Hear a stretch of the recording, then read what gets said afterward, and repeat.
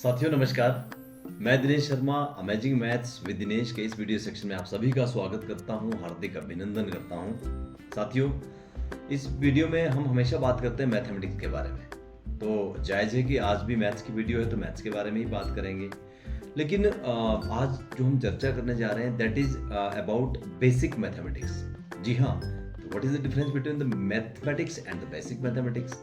एक ही चीज़ है, लेकिन बेसिक मैथमेटिक्स क्या है? पूरे मैथमेटिक्स को समझने के लिए एक सीढ़ी का काम करती है।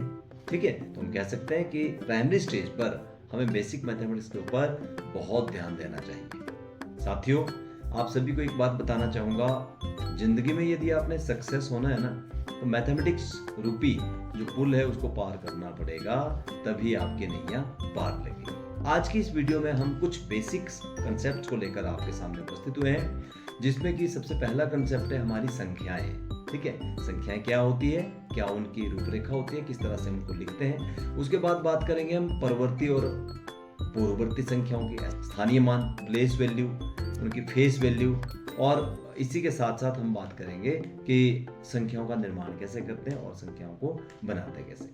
तो साथियों, शुरू करते हैं बेसिक मैथमेटिक्स की फर्स्ट वीडियो। देखिए, एक बहुत छोटा सा टॉपिक लेकर आया हूं जिसका नाम है संख्याएं। ठीक है, संख्याएं यानी कि नंबर्स। अब आप बोलोगे कि इतना बेसिक भी कमजोर हमारा नहीं है कि हमें नंबर भी समझ में ना आए। संख्याओं के देखिए बहुत सारे रूप होते हैं, लेकिन क्योंकि बेसिक मैथमेटिक्स में केवल आपको दो प्रकार की संख्याओं के बारे में बात करूंगा। दो प्रकार की संख्याएं कौन सी? सबसे पहली आपको मैं बताऊंगा आज प्राकृतिक संख्याएं। एक प्राकृतिक संख्या है और दूसरों की हम बात करेंगे पूर्ण संख्याओं की। साथ में संख्याएं भी लिखा है, समझ लेना। पूर्ण संख्याएं, प्राकृतिक संख्याएं। प्राकृतिक संख्याएं कौन सी होती है? यदि मैं काउंटिंग लिखूं, जब भी हमने गिनती कभी बचपन में सीखी, आपने सीखी, तो हमने ऐसे सीखी 1 2 3 4 5 6 7 8 9 एंड सो ऑन। इस तरह से आपने, आई थिंक, मुझे लगता है कि आपने भी काउंटिंग ऐसे ही सीखी होगी। लेकिन 9 के बाद हमने क्या सीखा? 10। जब हमने 10 सीखा तो इसमें देखो 1 तो रिपीट हो रहा है, 1 बार बार आ रहा है, लेकिन एक भाई ऐसा है कि जो रिपीट नहीं हो रहा है, एक नया आया यहाँ पे। तो कहते हैं कि गिनती केवल 9 तक ही होती है, उसके बाद उसका रिपीटेशन स्टार्ट हो जाता है। तो ये 0 कहाँ से आया? जो संख्याएं 1 से शुरू होती हैं और चलती जाती है, कभी भी समाप्त नहीं होती, उनको हम कहते हैं प्राकृतिक संख्याएं। प्राकृतिक मीन्स जो नेचर में हो सकती है, नेचुरल नंबर भी हम इसको कहते हैं। यस, जो पूर्ण संख्या हमारी होती है वो शुरू होती है 1 से नहीं होती, वो 0 से स्टार्ट होती है। 1 2 3 4 5 6 8 9। अब आप कहोगे कि सर ये तो वही सेम संख्या है। बिल्कुल वही संख्या है। 1 से लेके जो संख्या है वो सारी की सारी कौन सी है? नेचुरल नंबर है, प्राकृतिक संख्या है। लेकिन जब उसमें 0 भी ऐड हो जाती है, मीन्स 0 से जब स्टार्ट होती है कोई संख्या है, तो उसको हम बोलते हैं पूर्ण संख्या, और इंग्लिश में हम उसको बोलेंगे होल नंबर। बहुत कंसेप्ट इसमें आप कंफ्यूजन होती है। यदि मैं आपसे पूछूं कि 7 कौन सी संख्या है, आप बताओ मुझे, तो आप कहेंगे सर 7 होल नंबर है, बिकॉज इस कॉलम में आ रहा है, और 7 नेचुरल नंबर भी है, इस कॉलम में आ रहा है। You are very right. 6 भी होल भी है, नेचुरल भी है। 3 क्या है? 3 नेचुरल नंबर भी है, होल नंबर भी है। और 1 की अगर हम बात करें तो 1 क्या है? 1 नेचुरल नंबर भी है और होल नंबर भी है। लेकिन ये भाई साहब, ये जो 0 यहाँ दिखाई दे रही है, this is only and only whole number, ये नेचुरल नंबर नहीं है। हाँ, जब ये 0 10 के साथ जुड़ जाती है तो हम 0 को नहीं, पूरा का पूरा 10 हम नेचुरल नंबर कहते हैं। तो 10 नेचुरल भी है और होल भी है। लेकिन यदि हम खाली 0 की बात करें तो वो क्या है? केवल और केवल होल नंबर है। अब इसमें से क्वेश्चन क्या आता है? देखो भाई, प्राकृतिक संख्या है, जैसे कि आपको कहा कि 1 से स्टार्ट होती है, 1 2 3 4 5 6 और चलती जाती है। पूर्ण संख्या है, 0 से स्टार्ट होती है, 1 2 3 4 5 6। तो ये मैंने कहा कि सारी की सारी ये और ये वाली तो पूर्ण भी है और प्राकृतिक भी है। हाँ, एक चीज हम कह सकते हैं कि अगर प्राकृतिक संख्या 1 से शुरू हुई तो पूर्ण संख्या तो 0 से शुरू हुई, और प्राकृतिक संख्या यहां से शुरू हुई, तो हम कह सकते हैं कि सारी की सारी प्राकृतिक संख्याएं पूर्ण संख्याओं के अंदर समाती है। सारी की सारी प्राकृतिक पूर्ण होती है, लेकिन सारी की सारी पूर्ण प्राकृतिक नहीं होती। ये तो होती है लेकिन 0 बच जाती है। तो सारी की सारी पूर्ण संख्याएं, सारी सारा होल नंबर्स जो है वो नेचुरल नंबर नहीं होते। क्वेश्चन कैसा आ सकता है? सबसे छोटी पूर्ण संख्या, पूर्ण मीन्स होल नंबर, बताओ सबसे छोटा होल नंबर कौन है? यस, 0 है। बच्चे कंफ्यूज होते हैं मैक्सिमम। और सबसे छोटी प्राकृतिक संख्या कौन है? सबसे छोटी प्राकृतिक संख्या है 1। आप कोई भी एग्जाम ले लीजिए, क्लरिकल का एग्जाम ले लो, बैंकिंग का एग्जाम ले लो, जेबीटी है, पटवारी है, आर्मी है, एनी हाउ किसी भी टेस्ट में आपको बेसिक मैथमेटिक्स से गुजरना पड़ता है। देखने में लगता है, पढ़ने में लगता है कि छोटे छोटे प्रश्न है, एक एक नंबर के प्रश्न है, लेकिन नहीं। कोई भी कम्पिटिटिव एग्जाम्स है ना, उसमें ये पूर्ववर्ती, परवर्ती, एक्सपेंडेड फॉर्म, स्थानीय मान, प्लेस वैल्यू, फेस वैल्यू, ऐसे क्वेश्चन जब आते हैं तो हमें लगता है कि अरे काश यदि हमने बेसिक मैथमेटिक्स पढ़ा होता या मैथ्स को अच्छी तरह से पढ़ा होता तो शायद आज हमारे मार्क्स नहीं चुकते। आज की इस बेसिक मैथमेटिक्स में जो दूसरा टॉपिक हमने पकड़ा है उसका नाम है स्थानीय मान। ठीक है जी, यानी कि प्लेस वैल्यू। एग्जाम्पल, आपके साथ बहुत सारे कॉम्पिटिटिव एग्जाम्स में इस तरह के क्वेश्चन पूछे जाते हैं कि you have to find the place value of 5 in this number. इस नंबर में आपको 5 का प्लेस वैल्यू बतानी है। प्लेस मीन्स स्थान, कौन से स्थान पर 5 आ रहा है। तो यदि आपने छोटी कक्षा में, प्राइमरी में आप पढ़ रहे हो या उससे ऊपर पढ़ रहे हो तो इकाई दहाई तो जरूर सुना होगा। ये जो पहला हमारे पास खंड होता है इसको बोलते हैं इकाई का खंड बोलते हैं। ठीक है, मान लीजिए जो पहला अंक है वो होता है इकाई, दूसरा जो अंक होता है दहाई, तीसरा जो अंक होता है वो होता है सैकड़ा, चौथा होता है हजार और ये होता है 10,000। क्लियर है?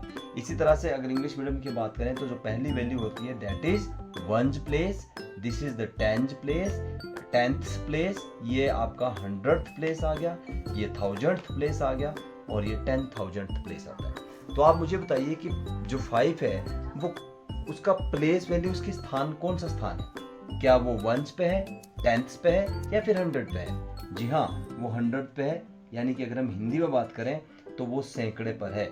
इसीलिए अगर हम इसमें 5 का प्लेस वैल्यू मुझे पता करनी पड़े तो 5 कौन से प्लेस पे? सैकड़े पे, 100th पे। तो हम इसको इस तरह से लिखेंगे कि इसका 500वां स्थान है यहाँ पर। ठीक है, 5 नहीं बोलेंगे इसको, प्लेस वैल्यू इसका कौन सा स्थान है? 100वां स्थान है। तो इस तरह से, इसी तरह से एक क्वेश्चन आ जाता है यहाँ पे कि 12,891 में आपको बतानी है प्लेस वैल्यू। किसकी? Place value you have to find 1 की प्लेस वैल्यू पता करो। तो बताओ 1 कौन? 1 मान लीजिए 7 है, 1 डबल हो गया था ना यहाँ पे। अब बताओ कि 1 की प्लेस वैल्यू कौन सी है? तो 1 तो भाई इकाई के खंड पे है तो इसकी प्लेस वैल्यू होगी 1। यदि इसी क्वेश्चन में हमें 8 की प्लेस वैल्यू फाइंड आउट करनी पड़े तो 8 कौन से पोजीशन पे है? 1, 10, 100, दिस इज 800। और यदि हमें 2 की प्लेस वैल्यू फाइंड आउट करनी पड़े यहाँ पे तो 1, 10, 100, 1000, मतलब इकाई, दहाई, सैकड़ा, हजार।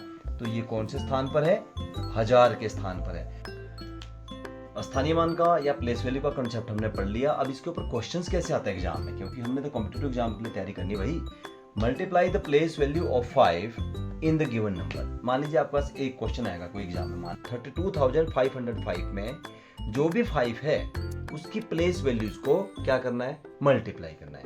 तो सबसे पहले यदि मैं प्लेस वैल्यू इसकी फाइंड आउट करता हूं तो इसकी प्लेस वैल्यू कितनी है? क्योंकि शॉर्टकट क्वेश्चन है, 500।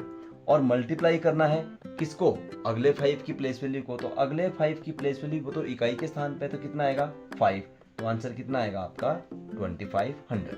लगे हाथों आप इसको भी सॉल्व कर सकते हो कि पहला जो 5 है उसकी प्लेस वैल्यू कितनी है? 1000 और दूसरे 5 की वैल्यू कितनी है? 5। तो आंसर कितना आएगा?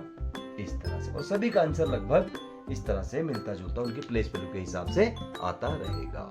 क्लियर है? हमारा दैट इज, उसका नाम है अंकित मान, और यानी कि फेस वैल्यू।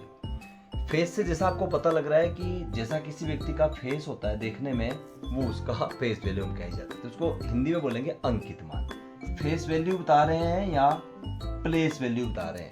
प्लेस का मतलब होता है कि कोई सा नंबर कौन से स्थान पर बैठा है। और ये तो 6 का फेस ऐसे दिखाई दे रहा है, बिल्कुल, yes, this is the answer. कोई जीरो नहीं लगानी, ना इधर ना इधर। फेस वैल्यू मीन्स जैसा वो दिखता है। यदि इसी क्वेश्चन में मुझे अंकित मान साथ साथ में समझते रहना भाई, फेस वैल्यू को बोलते हैं। अंकित मान निकालो किसका? 4 का अंकित मान। 6 का अंकित मान कितना होगा? 6 होगा। 7 का अंकित मान कितना होगा?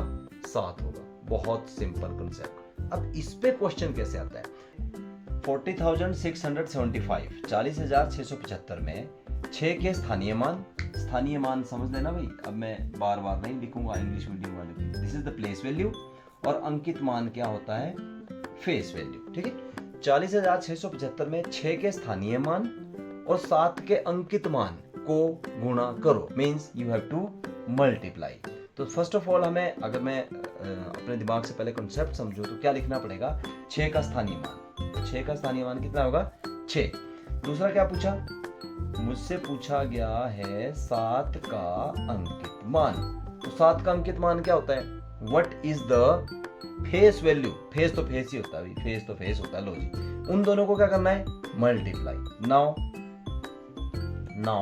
600 मल्टीप्लाइड बाई 7, 7 का होते हैं जी 42 और 2 zero, and this is your answer. कितना आसान है। इस टाइप से क्वेश्चन घुमा घुमा के डालेंगे कि स्थानीय मान, प्लेस वैल्यू, फेस वैल्यू को मल्टीप्लाई करो, प्लस करो, माइनस करो, फलाना करो, ढिमका करो। तो आपने इस कंसेप्ट को जब समझ लिया ना, सब कुछ आपको क्लियर होता चला जाएगा। एक महत्वपूर्ण टॉपिक और है कि एक्सपेंडेड फॉर्म यानी कि प्रसारित रूप में हम संख्याओं को कैसे लिखते हैं। प्रसारित रूप, जैसा कि नाम से पता है कि प्रसार करना है, एक्सपेंड करना है, बड़ा करना किसी चीज को। कैसे बड़ा करेंगे, एक एग्जांपल से हम समझते हैं। First of all I have written 525, इसको आपने बड़ा करना है, एक्सपेंड करना है। अब इससे पहले हमने एक अंकित मान और स्थानीय मान का कंसेप्ट समझा था।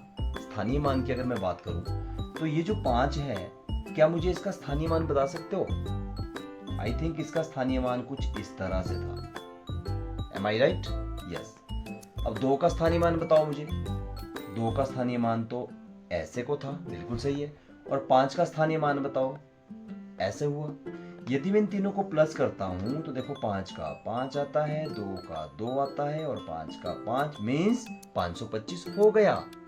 तोड़ने का, एक्सपेंड करने का, प्रसार करने का सबसे आसान तरीका है उस पूरी की पूरी संख्या को बारी बारी से उनके स्थानीय मान के अनुसार लिखते चले जाओ।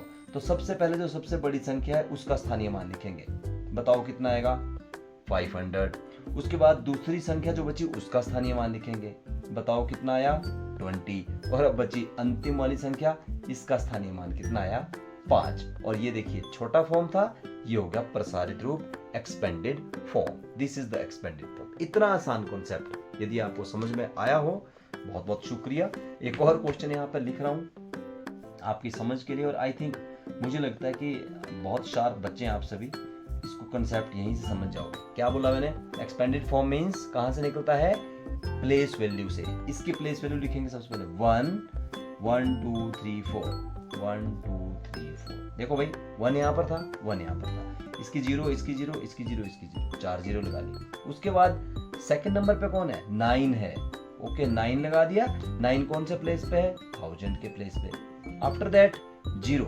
कई बच्चे क्या करते हैं, 0 नहीं लगाते कि 0 का कोई फायदा नहीं, लेकिन सिमेट्री बनाने के लिए आप 0 को लगाओ। 0 का स्थानीय मान लिखो 0, बेशक उसके आगे क्या है, 0 ही है। उसके बाद कौन है, ताकि आप ना एक कंसेप्ट मिस नहीं करोगे, 20, और ये हो गया 5। So this is your expanded form. किसी भी संख्या को प्रसारित रूप में कैसे लिखना है। Now I am giving you some questions of प्रसारित रूप आपने लिखना है और मुझे कमेंट करके ये आंसर इसके भेजने हैं। एक्सपेंडेड फॉर्म में लिखो एक्सपेंडेड फॉर्म और एक्सपेंडेड फॉर्म, सभी को आपने बारी बारी से सबको लिखना है और इसकी खूब ज्यादा प्रैक्टिस करनी है। और आज की यदि हम मौजूदा हालात में बच्चों के हालात देखें तो उनके बेसिक कंसेप्ट क्लियर नहीं है। बड़ी क्लासेस में मैथ्स में फिर बच्चे लटक जाते हैं और फिर केवल मैथ में पास होने के लिए तरस जाते हैं और उनका जो है साल भी बर्बाद हो जाता है। तो आप सभी से हाथ जोड़कर एक मेरा निवेदन है, एक मुहिम शुरू कर रहा हूँ कि बेसिक मैथमेटिक्स सभी को क्लियर हो, उसमें आप भी मेरा साथ दें। कैसे साथ देंगे, जो वीडियो मैं आपको भेज रहा हूँ, ये वीडियो आपने अपने दोस्तों को, अपने परिजनों को शेयर करनी है ताकि वो लोग इसका फायदा उठाएं, वो बच्चे जिनको असल में इसकी जरूरत है। जी हाँ, जो कॉम्पिटिटिव एग्जाम्स दे रहे हैं उनको भी और जो बच्चे स्कूल में पढ़ रहे हैं उनको भी।